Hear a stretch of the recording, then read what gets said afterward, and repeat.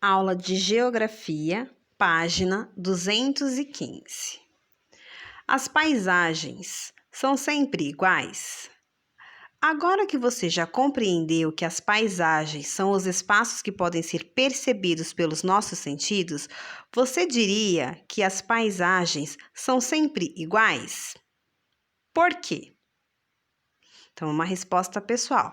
Relembrando na aula de geografia que nós havíamos feito, a leitura, né, do texto lá, contemplando a paisagem, que as crianças estavam no colégio, aí a professora Laura, né, propôs às crianças, né, que utilizassem, né, os sentidos para explorarem, né, o espaço, a paisagem, para eles descobrirem em que local que eles estavam inseridos. Então, foi utilizado os sentidos.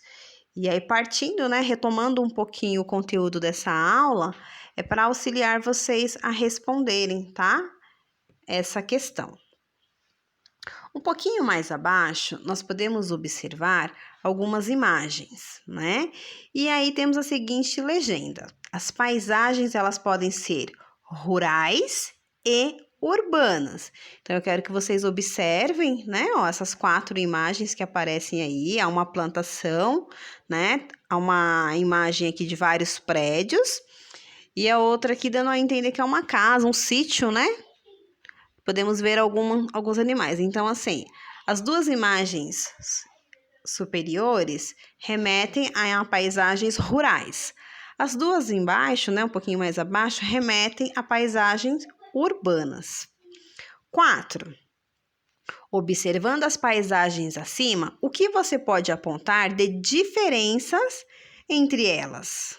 Né? O que a gente pode observar? Onde será que há mais intervenção humana, modificação, né? Onde há mais presença de animais? No campo, na cidade, né? Na zona rural, urbana, a questão das estradas, das ruas. Então, eu quero que vocês construam, tá? Uma resposta comparando, né? Fazendo registro aí das diferenças entre as paisagens rurais e urbanas, tá bom? Urbanas, destacando, tá?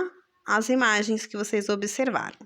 Agora nós vamos para a página 216. Vamos continuar falando ainda sobre paisagens. As paisagens podem ser paisagens naturais, quando os elementos da natureza não foram modificados pelo homem. Então, nós temos aí, ó, 2 imagens. A primeira é da Seven Sisters Mountain, Kalam, Paquistão, tá? Fica lá no Paquistão essa montanha. E depois, ao lado, nós temos a imagem da floresta amazônica. São exemplos de paisagens naturais, pois não houve nenhuma interferência humana. Por isso que nós chamamos de paisagem natural. Agora, tá? Sobre as paisagens culturais. Podemos observar, turminha, na primeira imagem, uma praia, né? O mar. Nós temos aí a orla e depois um pouquinho mais ao fundo as construções, os prédios, as casas. Vemos um pouquinho de árvores também, né?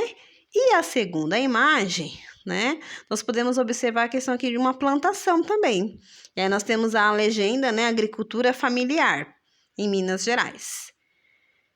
E aí, o que a gente consegue observar, turminha? Essas 2 últimas imagens que a professora descreveu aqui para vocês, houve interferência humana, né? Houve, né, a questão da modificação, tá? Do ser humano. 5. Há muitas áreas naturais no planeta Terra? Justifique sua resposta, tá bom? Então, assim, com certeza há poucas áreas, né, turminha, que não tem, assim, interferência humana. Mas aí eu quero que vocês façam aí o registro de vocês. Questão número 6. Observando as paisagens acima, o que você pode apontar de diferenças entre elas, né? Então, na verdade, é o que a professora sempre comenta com vocês, né? Nas paisagens naturais não há interferência, né, humana. Já as paisagens, né, culturais, humanizadas, antrópicas também, né?